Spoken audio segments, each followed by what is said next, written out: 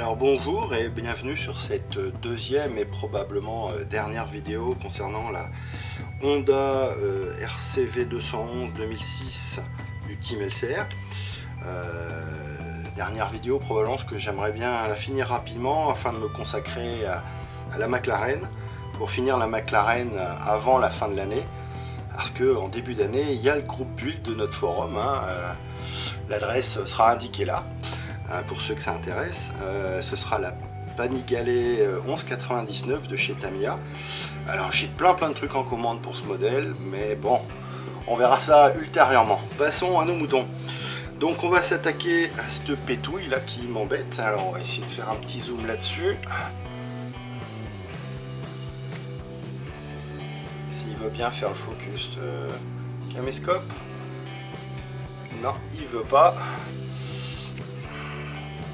Donc la pétouille qui se situe ici. Pas sûr que ce soit bien visible à la caméra, mais donc pour ce faire, je vais utiliser du micro mesh. Alors le micro mesh, pour ceux que ça ne connaissent pas, alors ça existe en pad comme ceci. Ce sont des petits pads mousse. Alors il y a ou en en tissu avec un applicateur en mousse. Personnellement, je trouve que c'est un peu plus pratique. Donc, ça existe en plusieurs tailles. Donc, on a du 3000, du 12000, du 8000, du 6000, du 4000 et du 3006. Alors, bien entendu, on commence par le plus gros grain, soit le 3600. Alors, ça se passe à l'eau. Alors, normalement, la technique, c'est de passer le premier, grain dans un sens, et quand on passe au suivant, toujours le passer à 90 degrés par rapport au précédent. Et quand on passera au suivant, et ben on fera pareil, re 90 degrés, et petit à petit, normalement, tout devrait disparaître. Enfin, j'espère, on va tester, parce que la pétouille a l'air quand même assez grosse. Alors c'est parti. Si c'est trop long, ben, pareil, comme d'habitude, j'accélérerai. Alors aussi, autre préconisation, le micro mesh c'est toujours à l'eau. Alors on est parti. Les petites lunettes.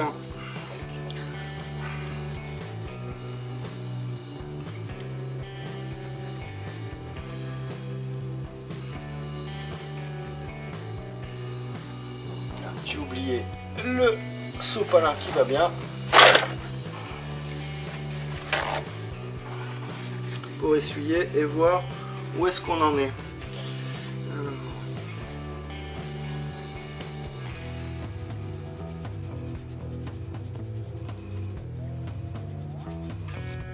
Alors bien entendu, attention au décalque, parce que là, je crois que je l'ai déjà un peu abîmé. Alors on va passer au suivant. De toute façon, cette pétouille, elle est tellement moche que... Alors, normalement, le micro-mesh, faut pas le passer en rotatif. Toujours le passer en trait droit. Bon, on l'a un petit peu atténué, mais c'est pas encore ça. Là, j'en suis au 4000. Là.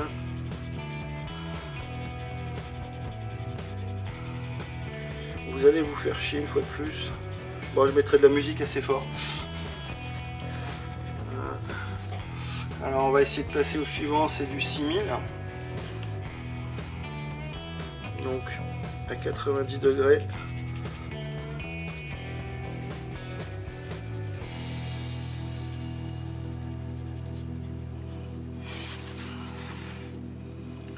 C'est moyen, donc je vais retourner au 4000. Donc,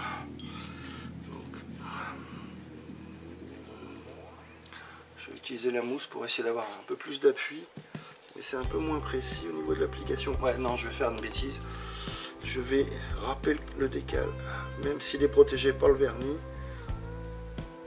C'est pas un truc à faire. Voilà. On commence à améliorer un petit peu la chose.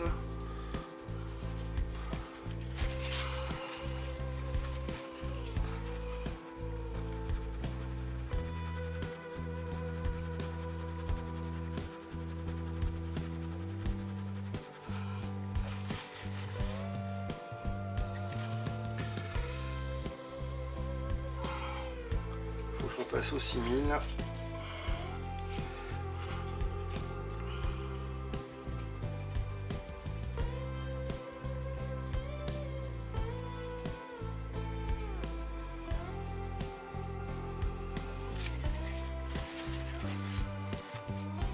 Ouais, je pense que j'aurais pas beaucoup mieux de toute façon. Alors on va continuer. 8000. Et après 8000, 12000, on passera ensuite au compound.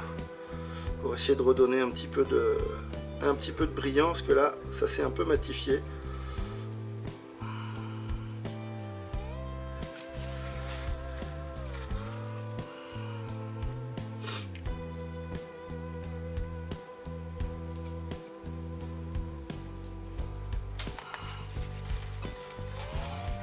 Allez, 12 000. Et on arrêtera là, de toute façon je l'aurai pas mieux.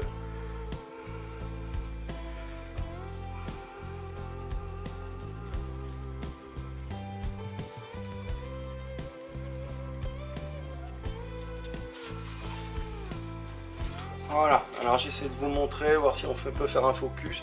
Ah, la lumière, hop, je la lève. Alors, la pétouille. Il reste plus que ici. Alors, j'essaie de vous montrer un peu plus. Normalement, elle est là. Donc, vous voyez, on la voit quasiment plus. Je pensais pas arriver à récupérer aussi bien. Bon, c'est pas nickel, hein. Mais, ma foi, je pensais pas que j'arriverais à l'atténuer autant. Donc, je prépare le matériel pour passer le compound. On se retrouve tout de suite. Alors, le compound, ben, ça existe sous différentes formes. Hein. Un des plus connus, c'est les Tamiya. Hein. Donc, ça se présente sous forme de tube. Vous avez le coarse, le medium et le fine. Le coarse, le fine et le finish, avec les différents tissus d'application. Et habituellement on finit par la wax. Moi, comme actuellement je suis assez fan des produits Gravity, j'ai acheté leur set de compound. Alors ça se présente en flacon là, comme ceci, hein, Fabio vous l'avez présenté. Alors pareil, coarse, fine, finish et enfin la wax. Alors Gravity vend également des tampons d'application. Alors j'en ai monté un. Voilà, pour le premier, pas pour le corse. Et en fait, ça existe pour chaque. Alors j'en ai pris un de chaque. C'est juste la couleur du petit bitonio qui change. Mais comme ça, on n'a pas de risque hein, d'utiliser un tampon avec un grain différent. Parce que, à moins de les nettoyer parfaitement, mais dans ces cas-là, ils vont pas avoir une vie très longue, vaut mieux pas mélanger. Parce que sinon, en fait, en utilisant le finish, on risque d'avoir un petit peu de poudre du corse et puis pas avoir le résultat escompté.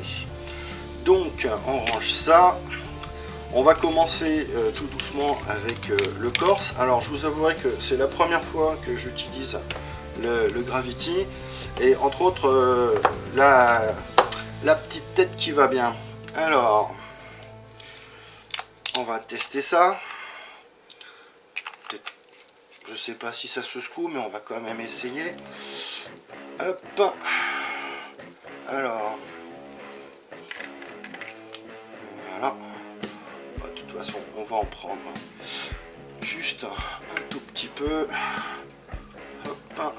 J'ai même pris beaucoup là. Hop. Voilà, on va mettre ça là. Hop, là où j'ai un petit peu matifié les choses. Et on va essayer. Alors bien entendu, en allant pas trop vite au niveau, moi je la freine au niveau avec le doigt pour régler la vitesse. Alors ça va gicler partout probablement, voilà.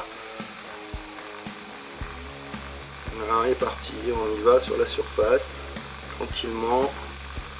Alors attention aux arêtes parce que ça va pas aimer les arêtes. Alors il y a plein de petits fils de laine qui volent, j'espère que je vais pouvoir les enlever après. Alors, les arêtes, danger. Voilà, bah tiens je vais en mettre là par le premier. Alors pas trop vite parce que sinon on va cramer le vernis. Hop. regarder le résultat. Bon, c'est pas encore ça, mais on commence à perdre un petit peu en matité. Alors on va essuyer.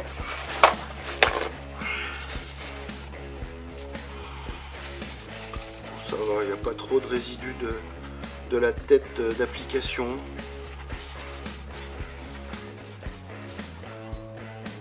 Bon, c'est pas encore ça, mais on va voir si j'arrive à récupérer le brillant sur la partie. Pour l'instant, c'est pas encore ça. Mais bon, ça avance, ça avance. Alors, on va passer. Il faut que je change de tête. Alors, bêtise. Bloquer la tête. Si j'y arrive. Oh, je sens que je vais couper au montage ça. Hop, hein.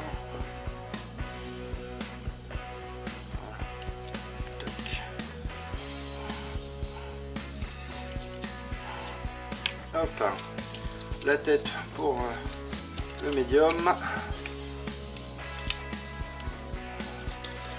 On fixe. Voilà. Ensuite, donc on va prendre un petit peu de médium. Ah, je vais le secouer avant aussi.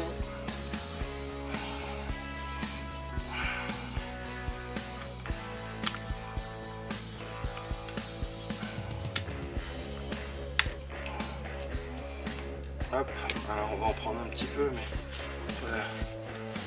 on va faire de bêtises. On va bien nettoyer. Voilà. Hop, un petit peu.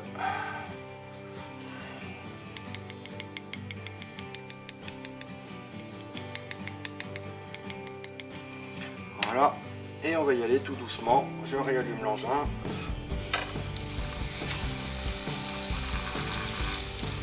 Et c'est parti, ça va gicler. Voilà.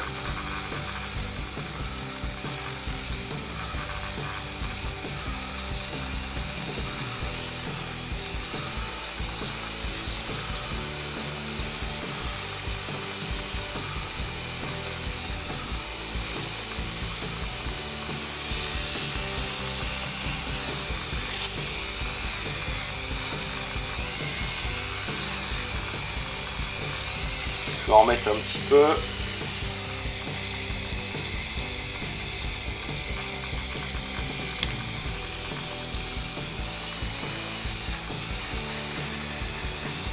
Ça crame un peu le doigt quand même parce que je le freine avec la pulpe de l'index. Sinon vous voyez ça part vite. Je vais changer de dos parce que ça me crame.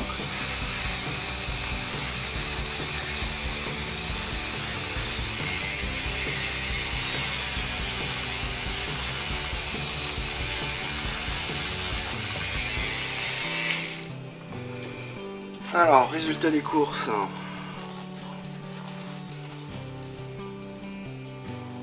Ça retrouve un petit peu de brillant, c'est pas parfait encore. On enlève le surplus. Ah, déjà c'est le bruit qui me plaît bien. Quand le sopalin commence à couiner sur le vernis, c'est plutôt bon. Voilà. C'est pas trop mal. Bon, la pétouille est encore visible. Hein. Alors, on va continuer tout doucement. Alors, on va passer au fine.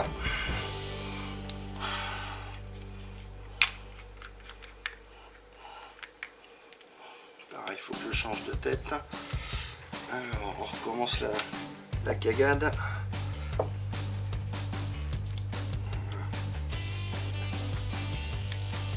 Ah, bloqué. Trop serré. Voilà. Hop. Et donc la petite tête bleue.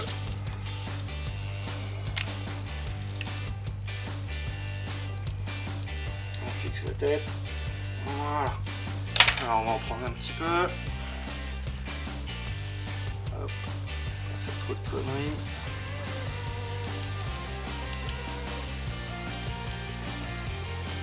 Bon, j'en mets pas sur toute la pièce hein, parce que comme le vernis est originellement très brillant, je sais pas, il n'y a pas besoin de passer du compound sur toute la pièce. Allez, on va essayer de se remuquer le doigt. Et c'est parti.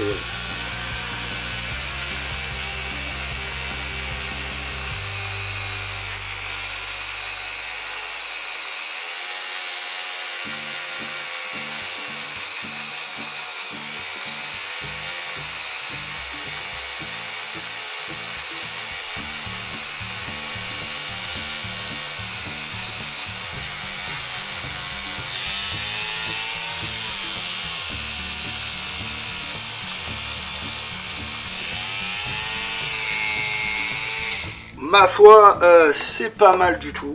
C'est pas mal du tout. On est le vernis a retrouvé son brillant. Bon, il y a pas, il y a encore la petite pétouille. Ça, malheureusement, je l'ai pas eu à fond. Mais je trouve que c'est quand même pas mal récupéré. Alors, enfin, on va passer. Pardon. La wax. Ça, c'est les résidus de tabac. Je suis désolé. C'est pour ça que je me suis mis à cet engin, mais c'est pas encore ça. Alors, la wax, donc même process, hein. On va en prendre un petit peu. Hop. Là, par contre, je vais peut-être en mettre un peu partout. Voilà. On va encore, une fois de plus, changer de tête.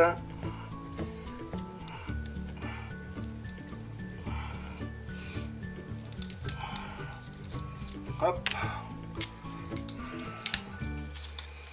Bah, je suis assez content des produits Gravity, franchement. Bon, après il y a la polémique sur Gravity Europe, Gravity USA. Moi, pour l'instant, c'est que des produits Europe à voir. Mais bon, ces produits Europe ont été achetés avant la scission des deux partenaires. Donc, il faudra voir dans le temps comment les produits évoluent. Allez, on est parti pour la wax.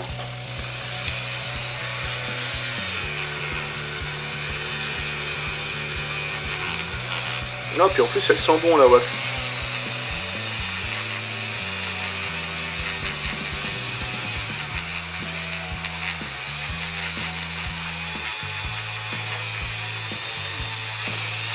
Ah, fais pas de conneries.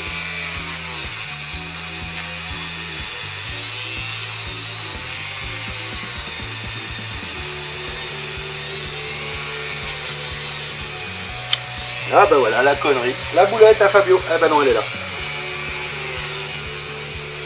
Désolé Fabio, je te fais passer pour un boulet. Allez, ça ira. Alors, on essuie. Ah bah ma foi, c'est pas trop mal récupéré. On a récupéré le brillant. Je vais essayer de vous montrer ça. Ah, ici un petit zoom encore une fois de plus. On va voir si ça fonctionne. La lumière peut-être un peu plus dessus. Hop, hop. Alors je vous montre là où était le problème. Voilà, c'était là. Ça se voit quasiment plus. Bon, à l'œil nu ça se voit encore, mais bon franchement, comparé à ce que c'était au départ, c'est bien mieux. Bon ben voilà, ça c'est fait. Les autres pièces n'ont pas besoin de passer à tout ça parce qu'elles brillent déjà d'origine. Donc ben, on va pas tarder à passer à la peinture noir mat des intérieurs. Allez, on se retrouve tout à l'heure, j'installe tout ça. Alors en place au niveau de la cabine de peinture, on va faire ce noir mat. Alors le noir mat, moi pour les peintures, j'utilise directement des peintures prédiluées. En fait, que je prédilue moi-même en fait. Là c'est du Tamiya XF1 50-50 avec le diluant de la marque que je mets dans des petites bouteilles comme ça. J'achète ça chez Oops, ça vaut 3 francs 6 sous. Une petite étiquette pour savoir ce qu'il y a dedans bien entendu. Et puis un petit coup de peinture sur le bouchon, comme ça donne tout de suite un ordre d'idée de ce qu'il y a dedans. Là je fais facilement la différence entre le noir mat et le noir brillant, même si la référence permet de le faire également. Alors hop. Donc on va préparer la peinture. Donc l'avantage c'est que hop, il n'y a pas besoin de se casser la binette, c'est prédilué, on n'a qu'à remplir le godet et c'est tout bon. Hop, je le laisse là. Donc on va y aller. Alors je suis désolé, ça va probablement faire un peu de bruit. On est parti.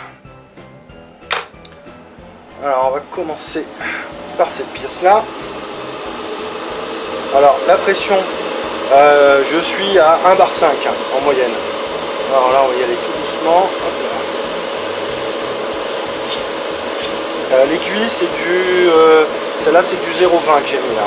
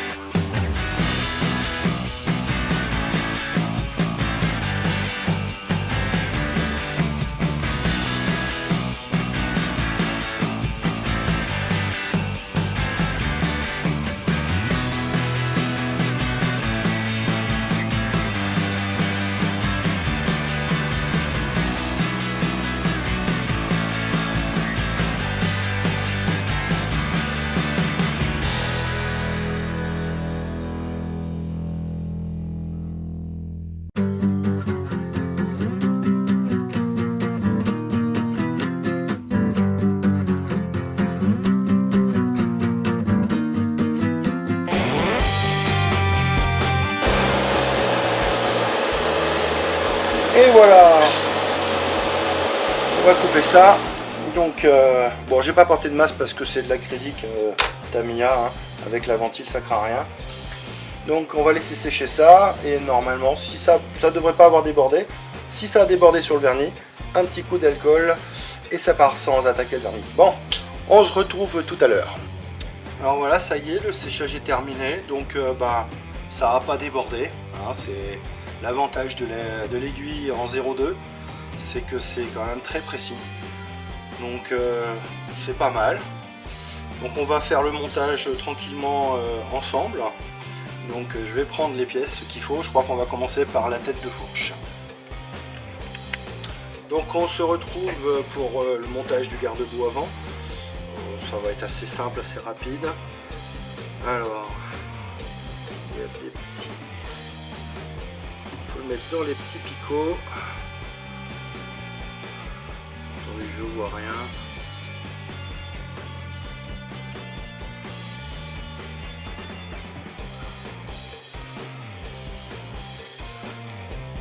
Voilà, c'est placé. Juste un petit point de colle.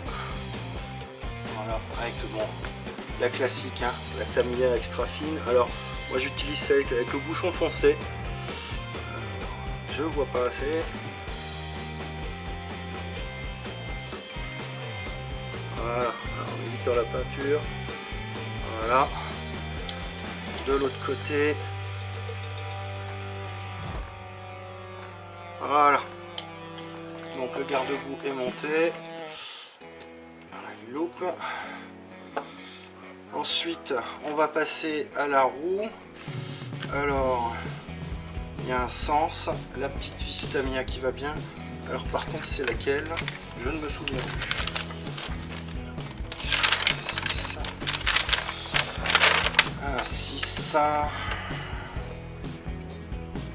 c'est du 20. Et là c'est du 16. Donc c'est la grande. Alors la grande, on va la prendre tout de suite. Bon, moi je les laisse toujours dans le petit sachet. Parce que ça se perd assez facilement ces vis.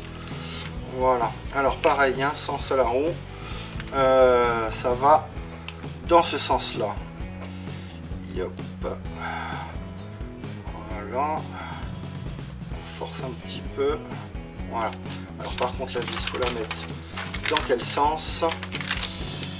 Alors un notice, hop, dans ce sens là. Voilà. Alors on est parti.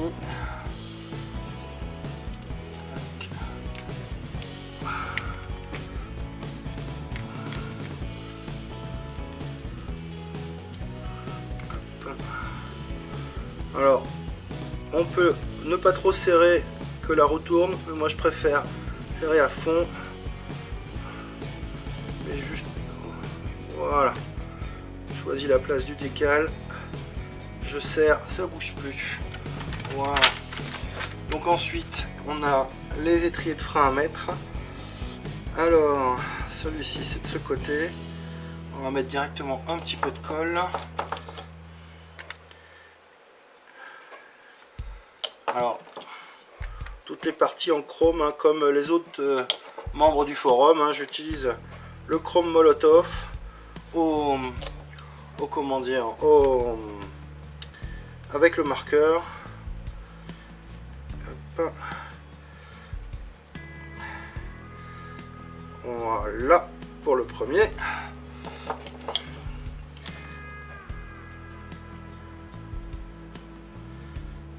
Voilà.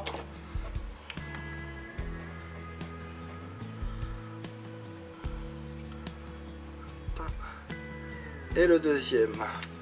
Voilà, ça c'est fait.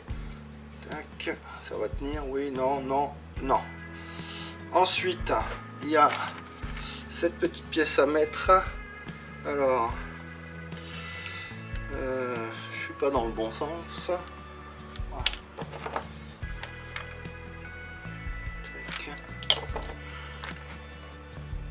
C'est un peu long, je suis désolé, mais c'est le but du montage, vous montrer comment je fais. Voilà. J'ai une connerie, j'aurais dû l'enlever avant. Voilà. Donc après il reste à monter le guidon, je vous montre ça tout de suite. Alors dans la réalité, le caoutchouc de la poignée de gaz sur la moto est comment dire fermé par des petits câbles en métal. Alors sur du 1/12e c'est pas simple à reproduire, mais néanmoins on peut le faire comme vous le voyez là.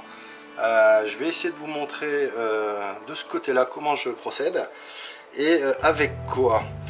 Alors je dézoome.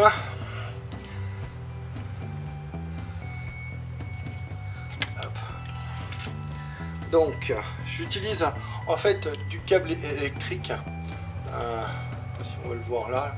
Voilà, un câble électrique dans lequel j'ai enlevé les brins. C'est une multitude de petits brins de métal. Je sais pas si on va voir là quelque chose. Il y en a quelques-uns ici. Je vais en prendre un avec la pince. C'est à peine plus épais qu'un cheveu. Voilà. Là, j'en ai même deux. Là. C'est vraiment très difficile à voir.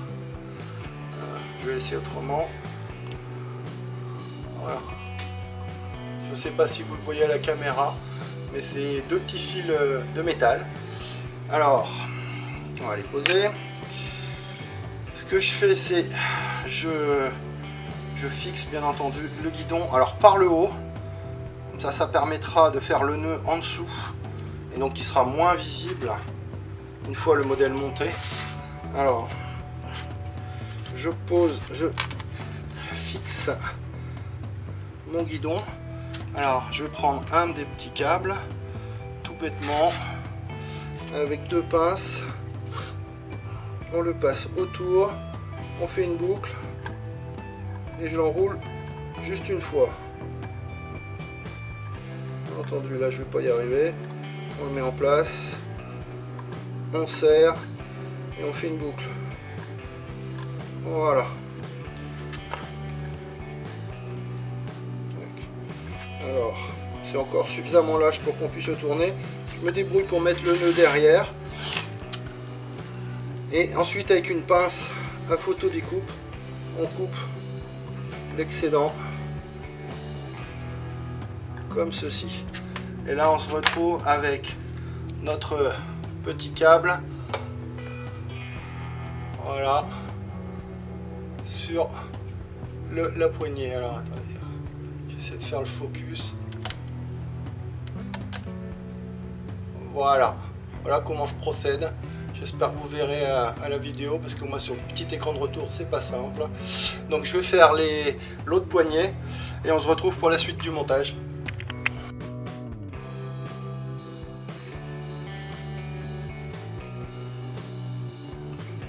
Désolé, donc j'ai eu un petit bug de caméra. Donc on repart sur le carénage avant qui n'a pas eu encore sa bulle. Je ne l'ai pas ouverte du montage. J'y touche le moins possible à ces trucs là. Alors on va le dégrapper tranquillou.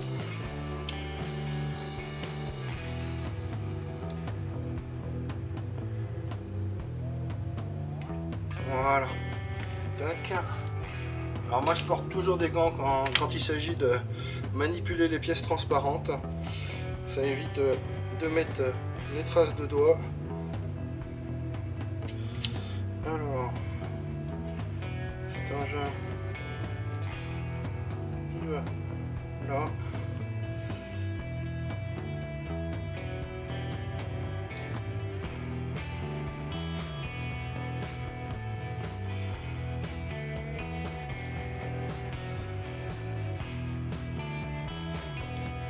Je suis pas doué.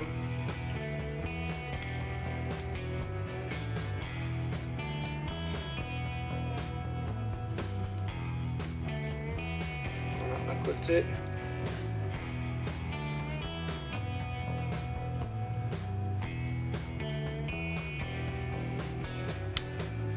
Et voilà l'autre. Alors.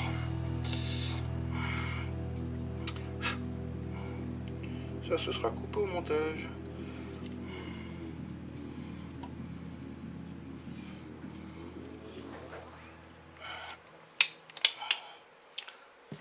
Donc voilà, le carénage a reçu sa bulle. Je mettrai les décalcomanies sur la bulle à la fin, une fois le modèle entièrement réalisé. Alors on est parti pour la mise en place. Voilà. Alors ensuite on va remettre les carénages. Alors le carénage droit. Alors celui-là il va vers ici. Alors je suis pas. Alors on va commencer par mettre cette petite vis. Habituellement c'est là que je les perds.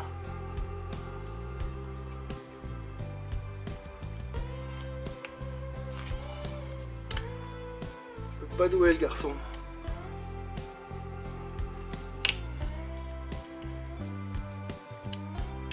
Voilà. On va pas trop serrer, juste pour le mettre dans sa position. Ensuite, faut mettre ça là en face de l'autre. Voilà.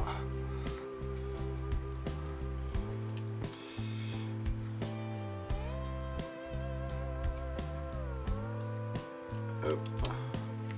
La petite vis, on tient le carénage derrière, éviter de perdre la vis.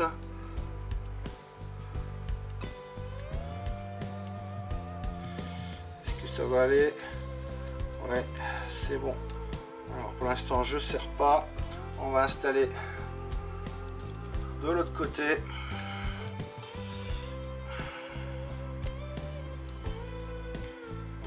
toute façon normalement avec le Tamiya, hein. Excusez-moi les enfants, bouchez-vous les oreilles, ça rentre comme papa dans maman.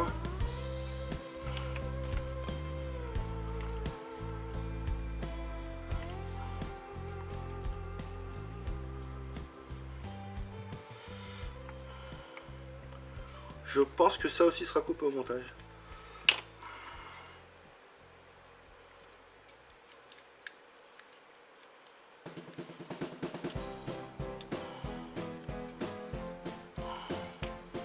Voilà.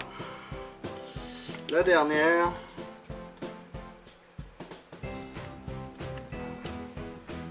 Raté.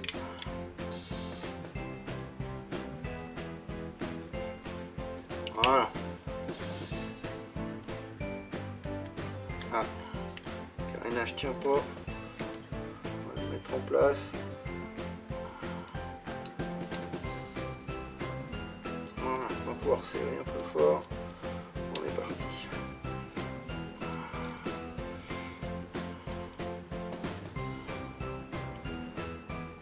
Il manque quand même de prise les tournevis Tamiya.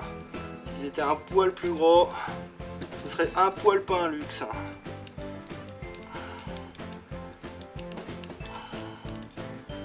Voilà, on resserre ici pour pouvoir fixer en position définitive.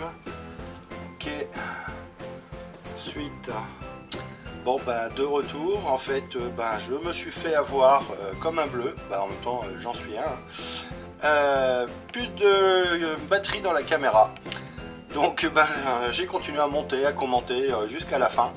Bon, en même temps ça a été plus long que prévu, donc ça vous fait gagner du temps.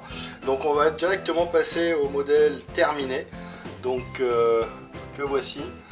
Bon, ma foi, c'est pas trop mal, hein, j'en suis assez content. C'est pas la plus belle que j'ai faite jusqu'à présent, hein, mais ma foi, je la trouve assez sympa. Alors je vous montre ça d'un peu plus près.